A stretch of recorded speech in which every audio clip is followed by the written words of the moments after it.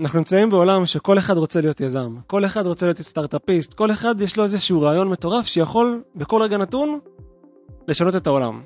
אבל שורה תחתונה, מעטים מאוד האנשים שבאמת מסוגלים לקחת את הרעיון לכדי ביצוע. בשיחה הקרובה נלך לראיין שתי יזמים, שותפים, מבריקים בתחומם, שהמטרה שלהם היא לשנות את עולם הצריכה, את עולם המסעדנות. המטרה שלהם היא להעניק ערך גבוה ככל הניתן, ולשנות את חוויית הצריכה של עסקים בעידן הנוכחי. שלום איציק זיזוב, שלום רועי גסר, מה שלומכם? נפלא. טוב, תודה. תציגו בבקשה את עצמכם, ככה שיכירו אתכם. אני רועי גסר, בן 45, מנכ"ל משותף עם איציק במיישופ, כלכלן בהשכלה, יזם סדרתי, שאולין במיישופ. איציק זיזוב, בן 45, נשוי פלוס 2 ילדים. בעברי מנכ"לתי בתוכנה לפיתוח אפליקציות. מנכ"ל משותף, יחד עם רועי גסר. המיזם שלכם הוא מיזם שנותן מענה בתחום המסעדנות. למעשה כל מסעדה וכל בעל עסק שרוצה להפוך את התחום שלו לתחום דיגיטלי יותר, יכול פשוט בכל רגע נתון, בתהליך קצר מאוד, לפתוח אפליקציה דיגיטלית לעסק שלו. במרחק מאוד מאוד קצר ונגיש. לסרטון הזה מצורף סרטון נוסף שמסביר על התהליך עצמו ועל המוצר. השיחה הקרובה הולכת להיות מרוכזת כולה בחזון שלכם, במהי שותפות נכונה, וכיצד להגשים את החזון ואת המטרות שלכם. אז אם רגע נחשוב על זה, כמה שנים כבר החברה קיימת? 2.5 כחברה. 2.5 מהרגע שהחברה בעצם נפתחה. נכון. קדמו לזה עוד קרוב לשנתיים של פיתוח של הסטארט-אפ. אוקיי, עכשיו אם רגע נחשוב על זה, אתם שותפים. ויזמים שרוצים להתחיל את הדרך שלהם צריכים לפחות בהתחלה להגיע עם איזשהו כסף מהבית לטובת המיזם שלהם. לפני שבכלל אנשים חושבים להשקיע בהם, או לפני שהם רגע ממהרים, הם צריכים רגע להוציא כסף ולהשקיע במיזם בעצמם. איך זה בא לידי ביטוי אצלכם? ניסחת את זה יפה. כשאתה רוצה להקים סטארט-אפ, קודם כל, תשים את עצמך על הגריל. אם אתה מאמין ברעיון ובמוצר, תשקיע. אל תנסה לבוא לאנג'לים או לוויסיס מבחוץ ולהגיד להם, חבר'ה, בואו תשקיעו בי, כשאתה בעצמך לא מוכן לסכן את הכל. ואני ואיציק מסכנים הכל. זה אומר שהבאנו הרבה מאוד כסף מהבית, אם זה אומר חודשים ארוכים שעבדנו המון שעות בלי לקחת שקל משכורת, לחיות לאכול חסכונות, להזרים כספים לחברה, לסטארט-אפ. זו המהות של להקים סטארט-אפ. אתה חייב להראות נכונות שלך ולהאמין במוצר שלך ולהיות מוכן לשלם את המחירים, ויש מחירים כבדים מאוד להקמה של סטארט-אפ. זה לא עסק. אז אתה מציג את זה שיזם, כשהוא מתחיל את המיזם שלו, חייב, או לפחות אדם שרוצה להצליח במיזם שלו, צריך רגע להוציא כסף מהבית, לסכן פיזית את המשאבים שלו, כדי לגרום לסטארט-אפ שלו להצליח, כי הוא מאמין בו. איך אתה רואה את הדברים, איציק? תראה, אני יכול להגיד לך שלא רק שאני מחזק את מה שרועי אמר, אני אפילו אוסיף עוד כמה שכבות מלמעלה. לא רק ששמנו הרבה משאבי כסף, אני יכול, לפי דעתי, המון חודשים, או אפילו כמעט שנה, עד שיצאנו איזשהו סבב גיוס קטן החוצה, ממש כל המשאבים וכל הזמנים, כמו שאמר רועי, התפרס לתקופה של שנה, ועבדנו מאוד קשה כדי להוציא את המוצר הראשון שלנו ללקוחות שלנו. אני רגע מנסה להבין מבחינת השקעה. אם אני מבין את מה שאתם אומרים לי נכון, במשך שנה שלמה, לא רווחתם כסף, הכנסתם כסף מהבית שלכם, מהמשפחות שלכם, לטובת הסטארט-אפ, ובזמן הזה אתם משקיעים במיזם שאין לכם מושג לאן הוא יצליח, או לאן הוא יתקדם. ואתם לוקחים את הסיכון ומוצאים כסף מהבית שלכם פיזית לטובת המיזם. לא מדויק, כי כשהכרתי את רועי והסברתי לו על המיזם שלנו, אז הראיתי לו קצת נתונים, על לידים שקיבלתי ועל הרעיון, הקונספט עצמו. אז שיצאנו מאיזשהו MVP, בהתחלה איזשהו מוצר קטן, רזה, אז ראינו את הדרישה, וכבר ראינו בחודש הראשון שסגרו איתנו כ8 עסקים. היה מדהים לראות את זה, וכבר הבנו את ההיתכנות שאנחנו צריכים להתחיל להתגלגל קדימה. צריכים להתחיל לפתח את המוצרים שלנו, וזה דורש המון משאבים. כלומר, מצד אחד כן הכנסתם כסף מהבית, מצד שני כבר על ההתחלה, ובשלבים מאוד מאוד ראשונים, הצלחתם גם לייצר הכנסות. מ-day one, ברגע שיצא המוצר, התחלנו לקבל הכנסות. נכון, הם לא הספיקו, הם היו טיפה בים, ההוצאות גדלות, זה סטארט-אפ. מטבעו אתה משקיע המון ב-R&D, ולוקח הרבה מאוד זמן עד שאתה קוצר את הפירות. עכשיו, בשנה הזאת אנחנו מתחילים לקצור את הפירות של המרורים שאכלנו לפני 3 ו-4 שנים בפיתוח. עכשיו זה בא לידי ביטוי. כלומר, עברו מספר שנים, המוצר התחיל להתאבות, השם והמוצר התחילו ככה להתפזר ברחבי הארץ, הבשורה הגיעה, בהתחלה אולי לא ראיתם את ההכנסות בטווח המיידי, אבל ככל שהזמן עובר והבשורה מגיעה, אתם מתחילים לייצר הרבה מאוד הכנסות. אמת. בעקבות ההתמדה. יש סיפוק מאוד גדול בזה שאתה חושב על איזשהו רעיון, מוציא אותו לפועל, ומקבל פידבקים חיוביים מלקוחות, וזה קורם עור וגידים מול העיניים שלך. זה הדרייב העיקרי, שפתאום אתה רואה שבאמת יש ביקוש לרעיון שלך, שצדקת והרעיון עובד, והלכה למעשה הוא עובד. גם היום יש לנו עשרות רבות של אלפי הזמנות של לקוחות הקצה מדי חודש. זה אומר עשרות אלפי אנשים בישראל שמבצעים הזמנות מהפלטפורמה של מיישופ, ומרוצים מהתהליך של ההזמנה, בית העסק מרוצה מקבלה של ההזמנה, והכל עובד ויש לנו שקט. זה הרגשה עילאית בעיניי. אתה יודע, אתה מציג פה נקודה מאוד מאוד יפה. אבל בוא רגע נדבר על הרעשים. בוא נדבר רגע על אתגרים, על כישלונות, על משברים. כי זה לא שסטארט-אפ זה חממה שהכל יפה בה. ממש לא. לצערי הרב אתה צודק. זה דרך קשה מאוד. אני לא אשכח את זה, לפני 2 נפגשנו עם איזשהו יועץ. ישבנו פה במשרד, בסלון, ואז הוא שואל אותי בהציציק, תגידו, אתם בטוחים שאתם רוצים סטארט-אפ? אתם מבינים לאן אתם הולכים? ואמרנו לו כן. ואנחנו כל הזמן צוחקים על זה, במרכאות צוחקים, כי הבדיחה היא על חשבוננו, מה שנקרא, כמה זה מאתגר מבחינה אישית, מבחינה משפחתית, איזה קשיים, איזה מהמורות יש בדרך, כמה קונפליקטים ובעיות שאתה צריך לפתור אותם. זה אינסופי, זה לא נגמר. אתה חי ונושם את העסק הזה 24/7. חברים צוחקים עליי שאני מתעורר ב3-4 בבוקר. אני לא מתעורר סתם ככה, אני מתעורר ממחשבות. ואני מוצא את עצמי מסתמס עם השותף שלי פה ב3-4 בבוקר, כי הוא גם כן ער. מסתמסים. זה הזוי, אבל זה חלק מהמשחק. ומי שלא מוכן לשלם את המחיר, איך אומרים, מי שלא אוהב את הריח, שלא ייכנס למטבח. אז ידענו בדיוק לאן אנחנו נכנסים, ואנחנו בפנים. יש לי שאלה עבור שניכם. שני שותפים, בניתם פה מערכת יחסים. אם עכשיו הייתם צריכים רגע לצאת החוצה מהסטארט-אפ שלכם, ולבחור להשקיע בסטארט-אפ, איזה בדיקות אתם הייתם עושים בתור משקיעים שרוצים להשקיע בסטארט-אפ? שאלה מצוינת. הייתי בודק קודם כל את הטכנולוגיה שלהם. הייתי בודק את הסקלביליות שלהם. זאת אומרת, הם יכולים לצמוח בצורה מאוד מהירה. הייתי בודק מה האטרקשן שיש להם. זאת אומרת, כמה משיכה יש להם מלקוחות, כמה רוצים אותם. הייתי מודד את ההכנסות שהם הגיעו להם בטווח של 1 או 2, והם הצליחו לגרום לצמיחה מהירה, מדי רבעון או שנה, ולמדוד את זה. אם חברת סטארט-אפ הגיעה לדבר כזה, סימן ששווה להשקיע בה. כלומר, אתה מסתכל כרגע, מה שאתה מציג לי פה זה נתונים מאוד מאוד טכניים. אני רוצה לחדד. אני אוסיף קצת. כי יש עוד משהו אחד חשוב. הייתי בודק את הזוגיות של היזמים. ואני אגיד לך למה. בסופו של דבר, עסקים עושים עם אנשים. יכול להיות לך הרעיון הכי מדהים שיש, אבל אם אתה לא יודע להוציא אותו מהכוח לפועל, זה לא שווה כלום. אם אתה לא יודע ליישם אותו בשטח, זה לא שווה כלום. אם כל רוח צד קלה תסיט אותך, זה לא שווה כלום. וכשאני בא להשקיע בעסק, אני רוצה לדעת שיש שם שדרה ניהולית, שתדע להוביל את מה שנקרא שיש קפטן על הסיפון. מישהו שיכול להוביל את הספינה הזאת, גם אם יש שערות, וגם אם יש סופה, כי מי שחושב שהחיים זה רק גן של שושנים, הוא טועה. אנחנו יודעים שהמציאות יותר חזקה, יש משברים. בואו ניקח לפני מספר חודש, כמעט שנה אחורה, אוקטובר, קרה אסון לאומי אדיר.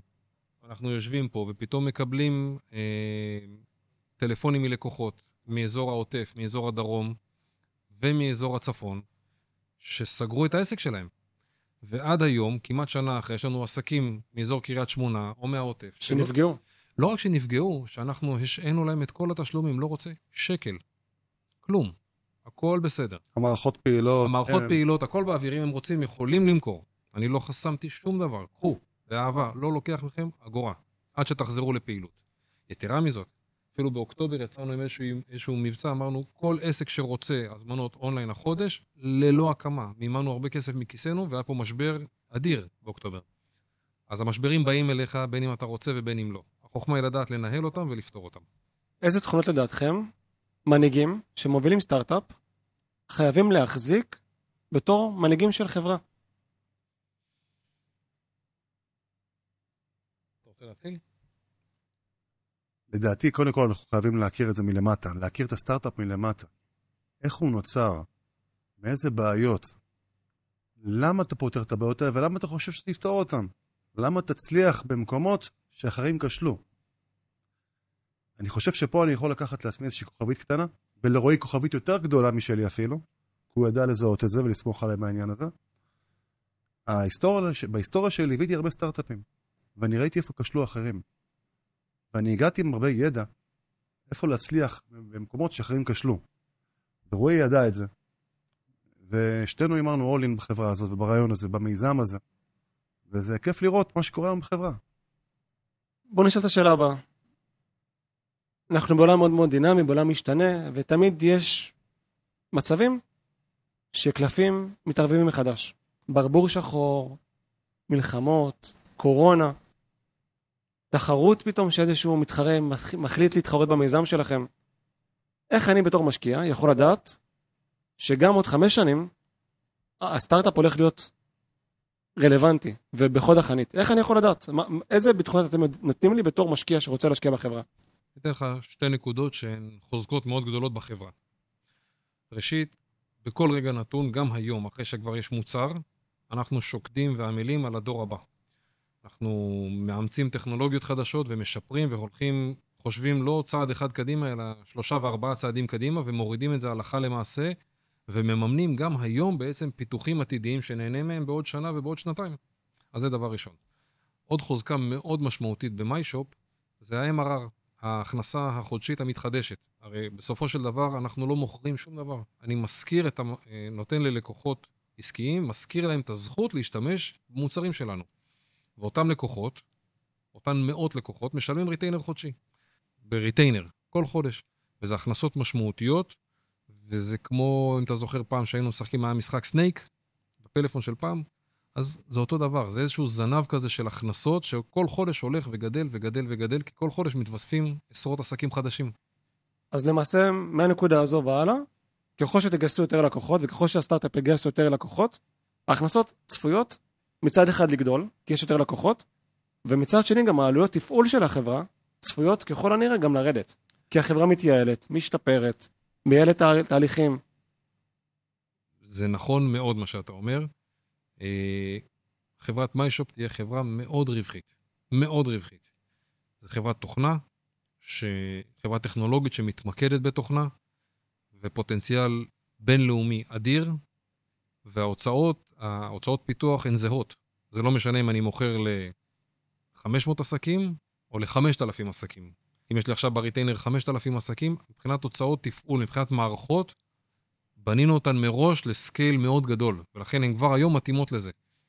אם זה ברמת המולטי-לנגוויץ' שעשינו ליציאה לבינלאומי, אם זה ברמת האוטומציות, הצוות שהיום מפעיל את מיישופ יוכל להפעיל ולתמוך גם בפי 10 מהעסקים שיש לנו היום, בקלות ויותר. כמה כסף גייסתם עד עכשיו? אז בהתחלה, איציק ואני מימנו מהון אישי. אחרי זה, באופן טבעי, כמו בכל סטארט-אפ, מגיע השלב של ה-FFF, Friends, Familiar ו-Family. אז גייסנו, אז אבא שלי נכנס בשותף, ועורכת דין שלנו שליוותה אותנו, ועוד חבר, מכר איזושהי חברת אופנה גדולה שהכירה אותי מהחברה הקודמת, נכנסה והשקיעה. זה היה הגיוס הראשון. גייסנו כמה מאות אלפי שקלים בשלב הזה. לאחר מכן יצאנו לגיוס שהשלמנו אותו לפני כמעט שנה, סדר גודל. גייסנו $1.2 מיליון, ששימשו לפרודקט פיט, להתאמה של המוצר, לשיפור של התשתיות, להתאמה של המוצר, התאמה שלו ליציאה לשוק הבינלאומי. כיום אנחנו פתחנו סבב גיוס נוסף, ראונד A, שמטרתו לאפשר לנו תשתיות וחדירה לשוק האמריקאי. ואיך התוכנית בעצם ליישם את זה הלכה למעשה?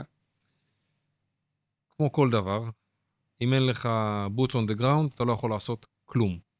זאת אומרת, אם בהתחלה עוד השתעשענו במחשבה שנוכל בשלט רחוק להפעיל את החברה בארצות הברית, זה לא ריאלי. אנחנו היום מבינים את זה. לשמחתי הרבה, איציק נכון לבצע רילוקיישן לארצות הברית, וזו התוכנית. לכשיושלם הגיוס, אנחנו הולכים לפתוח את המשרדים בארצות הברית. איציק יבצע רילוקיישן עם המשפחה לארצות הברית. וילווה משם בצמוד ומבפנים את הצמיחה של החברה בפלורידה. כלומר, מצד אחד אתם שולחים נציג, בדרגה מאוד מאוד ניהולית, מנכ"ל, בדרגה הכי גבוהה שיש. דרגה הכי גבוהה שיש, למדינה זרה, ושם הוא מתכוון לפתוח שוק נוסף, בזמן שאתה ממשיך לנהל את הפעילות העכשווית בארץ, ממשיך לקדם את הפיתוח, וכל אחד אחראי על התחום ניהול שלו. איך זה מתכוון לעבוד בפועל? כי שליטה משלט רחוק, למרות שהוא נמצא שם בשטח, היא יכולה להיות טיפה מאתגרת. אולי פערים של שעות, או פערים של שפה למשל. תראה, כבר היום יש לנו מתכנת שלנו, בחור ישראלי שעבר לברזיל, משיקולים אישיים שלו.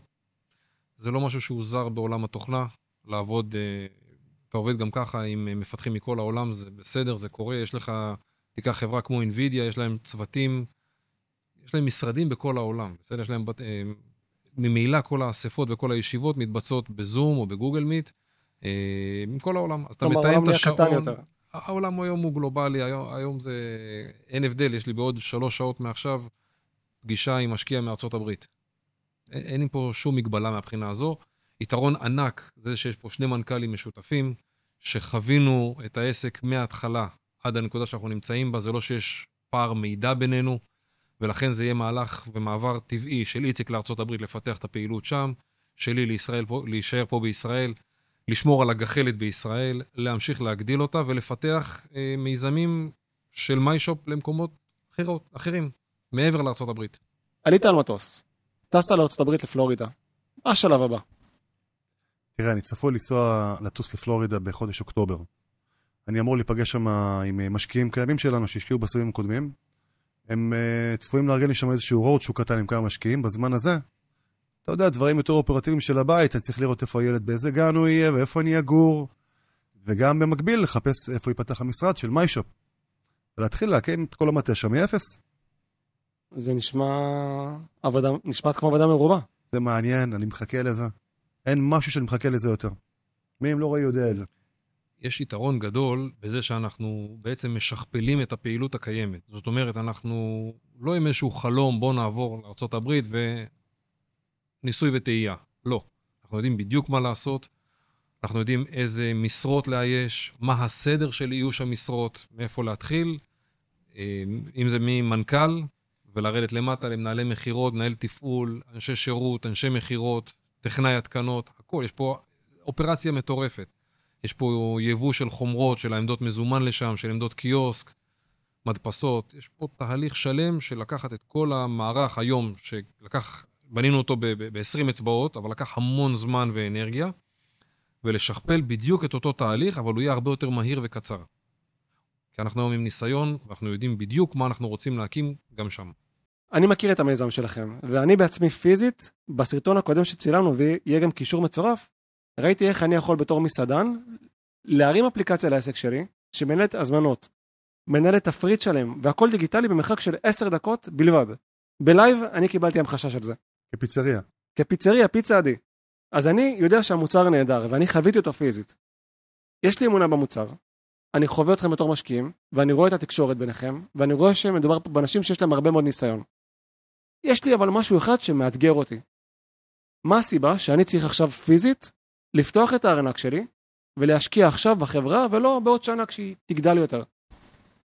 תראה, כמו כל דבר בחיים, הכל בסוף זה שאלה של תזמון. מי שנכנס היום, נכנס לפי שווי חברה מסוים. בעוד שנה, השווי יהיה בהתאם. בעוד שנתיים, יכול להיות שאתה תיגש לבורסה, לנסדק, ותקנה מניות של מיישופ, וזה בסדר גמור, אבל אתה תקנה אותם בשווי, במחיר אחר לגמרי ממה שיש לך היום. סיכוי שווה סיכון. אתה רוצה להרוויח כסף גדול, יש פה איזשהו סיכון. איך שלא תסובב את זה. אם אתה מחפש להרוויח תשואה של 3-5%, אתה יכול לגשת לבנק, היום עם הסביבת ריבית הקיימת, אפילו בפקם פשוט אתה מקבל את זה. זה לא המטרה. קהל היעד של המשקיעים שלנו מנתח את החברה, מנתח את המוצר, מנתח את המנכ"לים, מקבל החלטה לעלות לסיפון, ומצפה מאיתנו להגיע לתשואות יפות מאוד. והאתגר הכי גדול שלי ושל איציק כמנכ"לים פה בסוף, זה להשיא ערך לבעלי המניות. זו העבודה של מנכ"ל, חד וחלק. איך אני יכול לדעת בתור משקיע בחברה, שמתישהו בעתיד, בעוד שנה, שנתיים מהיום, אולי תחוו איזשהו קושי, וימאס לכם, כי אתם הולכים לחוות אתגרים במהלך הדרך, ואולי פשוט תוותרו. אני כל החיים שלי עבדתי בסטארט-אפים, וכולם, חוץ מאחד ספציפי, כולם נסגרו, כולם הגיעו למצב שנגמר להם הכסף, לא תמיד הגיעו למצב שהתכנון של המוצר מתבצע בצורה נכונה. לא תמיד היו קשובים לצורך של הלקוח. איך אני יכול לדעת שאתם בתור סטארט-אפ לא הולך לחזור על טעויות שהרבה מאוד סטארט-אפים עושים, ואני בעצמי הייתי במסע הזה, וראיתי בעיניים שלי איך סטארט-אפים נסגרים, אחד אחרי השני. מה אתם עושים אחרת? אז שני דברים. ראשית, בשונה מסטארט-אפ קלאסי, לא הייתי מפתח עכשיו תרופה לסרטן, או איזשהו סטארט-אפ של 0 או 1. זאת אומרת, בסופו של דבר אתה פיתחת איזשהו מוצר, הלכת, הגשת לנסות לקבל אישור FDA, ואז או שקיבלת, אם בהנחה ואתה חושב שהצלחת, קיבלת FDA, טק, המניה שלך טסה לשמיים, לא קיבלת, החברה נסגרת. זה לא המקרה במיישופ. כי המוצר הזה הרבה יותר פשוט. קודם כל, כי המוצר עובד. יש עשרות אלפי הזמנות מדי חודש שמוכיחות, 1, את הנחיצות של המוצר, 2, את איכות המוצר. אז אין פה שאלה של יקרה או לא יקרה. המוצר קיים, עובד, יש לו ביקוש גדול מאוד, הלכה למעשה זה אותם עשרות מצטרפים חדשים כל חודש, עשרות עסקים חדשים שמצטרפים אלינו, אז יש לנו ביקוש, יש לנו מוצר, יש לנו לקוחות, יש לי רצף של שטף של הכנסות חודשיות, ה-MRR של הריטיינר, אז אין לי פה סכנה קיומית על הסטארט-אפ. זה פעם ראשונה. פעם שנייה, חברת קודק, שמעת עליה פעם? כן. יופי. קיבלו רצף של החלטות שגויות ונכחדו. זאת אומרת, זה לא קשור רק לסטארט-אפ. יכולות להיות לך חברות ענק גלובליות, שבסופו של דבר לא יקבלו, המנכ"לים או הבורד לא יקבל את ההחלטות הנכונות, והחברה תנזק.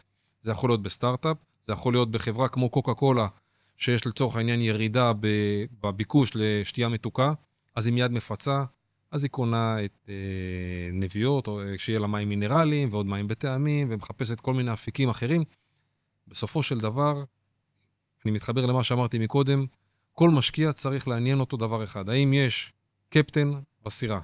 מישהו שיודע לתפוס את ההגה, גם במשבר ויבואו משברים. מי שחושב שמיישופ לא תיקלה למשברים, אין כזה דבר.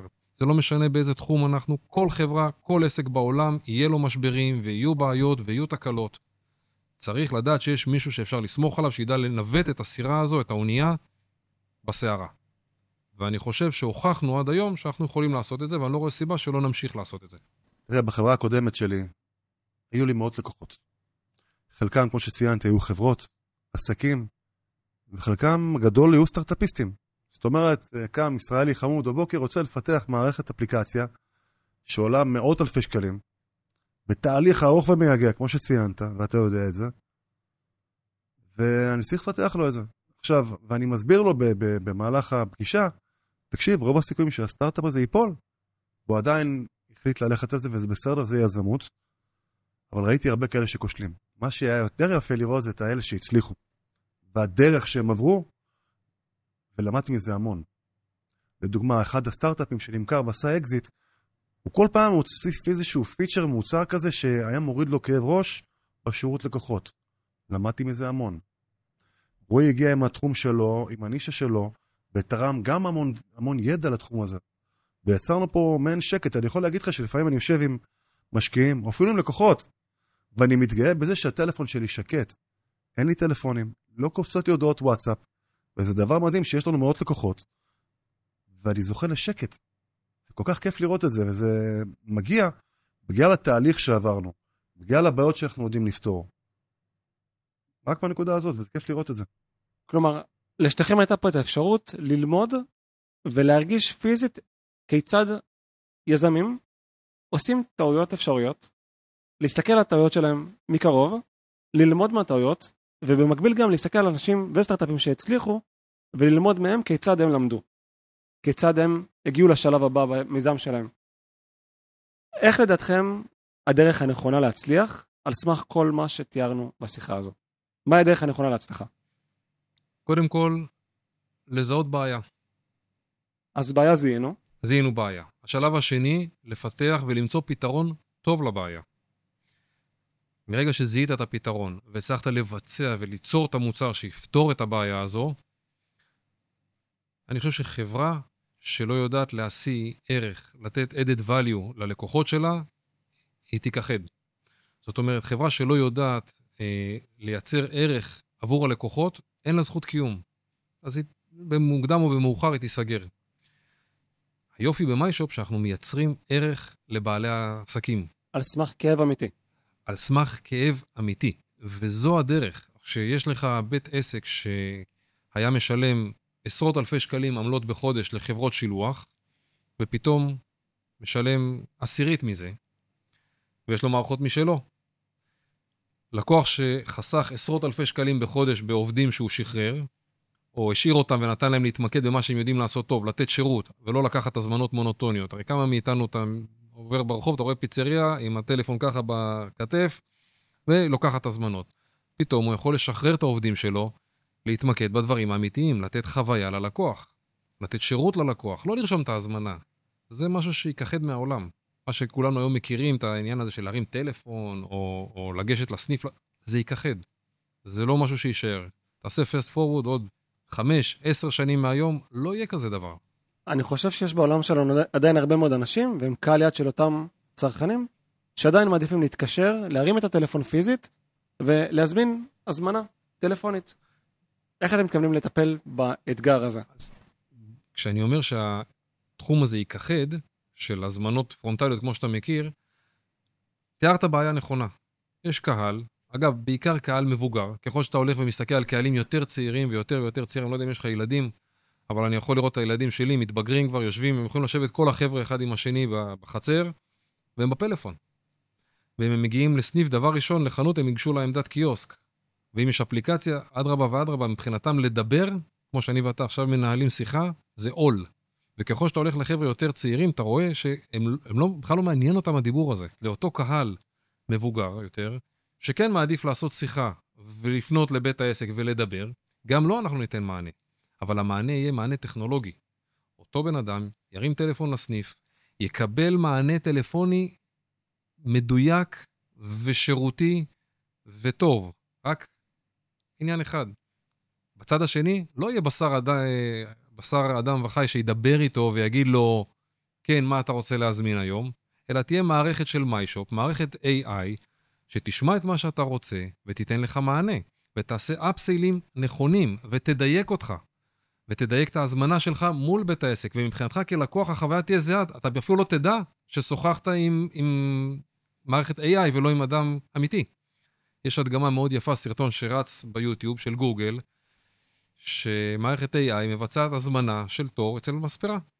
שנינו קרחים, פחות רלוונטי, אבל שומעים, אתה רואה איך הזמנה ב-AI, ואותה ספרית שמקבלת את ההזמנה של אותו בן אדם, אותה אישה שרוצה לעשות הזמנה, היא בכלל לא יודעת שהיא מדברת עם AI. למיישופ יש יתרון גדול שאנחנו יושבים בצומת מרכזי.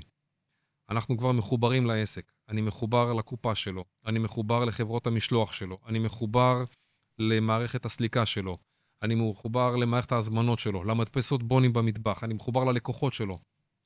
ולכן מאוד קל לי, וזה מהלך טבעי, לאמץ את ה-AI אלינו, ולשלב אותו בפתרונות שמיישופ מציגה. ואז במקום שכל בעל עסק ייגש פיזית לחברות כמו גוגל, ויצטרך לפתח את זה בעצמו, אתם יכולים להיות בעצם הפלאג, שמחבר בין העסקים הרבים שהם לקוחות שלכם, לבין הפלאג, שזה מערכת AI שיודעת גם לקבל שיחות.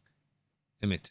מהלך כזה של AI, אני לא רואה הרבה בעלי עסקים שיעשו את זה. אני חושב שכל עסק, כל אדם צריך לעשות משהו טוב בו, ואם אתה שירותי וטוב בניהול של מסעדה, או בשווארמה, פלאפל, או מסעדת גורמה, זה בכלל לא משנה מה. אם אתה טוב בזה, תעשה את זה. אז אתה לא תלך עכשיו ותנסה לפתח AI דרך גוגל, זה לונג שוט מבחינתו, הוא יבוא לספק משנה, הוא יבוא לספק שכבר נמצא אצלו, כמו מיישופ, שכבר חולש על כל המידע הזה, והוא כבר מכיר וראה וטעם וניסה, ואיתו הוא יפתח את זה. אני רק רוצה לחזק את מה שרועי אמר. גם אם בטעות תצליח לפתח משהו בגוגל, עדיין תצטרך אפליקציה, אתר הזמנות, קישור לקופה, כמו שציין רועי, וכל האינטגרציות שהוא ציין, ופה אתר פער טכנולוגי שמיישופ יצרה בעצם. אצלנו תוכל לקבל את זה one stop shop. איך אמר לי פעם איזשהו צדיק חכם? אמר לי, תקשיב, יש הרבה אנשים שמכינים מלפפון, שלצורך העניין זה אתר הזמנות. יש חברות כמו החברה הקודמת שלי, שמפתחת אפליקציות במאות אלפי שקלים, זה עגבנייה. ויש גם חברות שאתה יכול להזמין מהם אפילו קיוסק באליבאבא. אתה לא צריך את מיישו בשביל קיוסק, אבל זה הבצל. עכשיו אני יכול להמשיך איתך ככה לעוד מרכיבים של ירקות, אבל מיישופ נותנת לך את כל הסלט, והסלט הוא טעים. זה מה שאנחנו יודעים לעשות, זה מה שאנחנו יודעים לבצע, בשביל זה כרגע אנחנו צריכים לגייס כסף, בשביל זה יצאנו לגיוס, כדי להתחיל לגדול ולהתפוצץ, וגם בשוק האמריקאי. אני מתאר לעצמי שמשקיעים צופים בנו עכשיו, ולחלקם יש שאלות נוספות. חלקם אולי רוצים לקבל יותר נתונים, יותר מידע, יותר ביטחון בהשקעה בתהליך. כיצד אותם משקיעים שיש להם רגע שאלות והם רוצים לקבל מענה יותר מדויק, יכולים להכיר את החברה לעומק, לחוות אותה פיזית, אפילו לראות בעיניים את המוצרים ואת השירותים שלכם, ולקבל הרחבה על השיחה שלנו. קודם כל משקיע ששוקל להשקיע, שזה מגרה אותו, שזה מעניין אותו, שהוא מתחבר לרעיון, למוצר, ליזמים, מוזמן לפנות אלינו. סביר להניח שלפחות 2, 3 או 20-30 עסקים מהעיר מגורים שלו, מהסביבה הקרובה שלו, עובדים עם מיישופ. יש אפילו סיכוי סביר שהוא ישתמש במערכות שלנו וביצע הזמנות ואפילו לא יודע מזה. סביר להניח שזו המצב. אז ראשית הוא יכול לפנות אלינו. שנית, יש לנו עמוד גיוס שהקמנו. אנחנו נצרף אותו אחר כך בהערות לסרטון, לפודקאסט. ומוזמן לבוא, להיפגש איתנו, לשמוע, להתרשם ולהתקדם. תודה על שיחה מעניינת. אני מכיר סטארט-אפים, אני נושם סטארט-אפים, אני בעצמי גדלתי בסטארט-אפים, ומה שאני רואה מולי זה 2 יזמים שיודעים לעבוד בסינרגיה מיוחדת, יודעים לזהות כאבים משמעותיים שקיימים בעולם, יודעים לייצר חזון, יודעים לייצר פתרון לכאב מאוד מאוד גדול, ואני יודע שהחברה תצליח. אני מאחל לכם בהצלחה רבה. שמח להכיר. תודה רבה, איציק. נהניתי מאוד. תודה לך.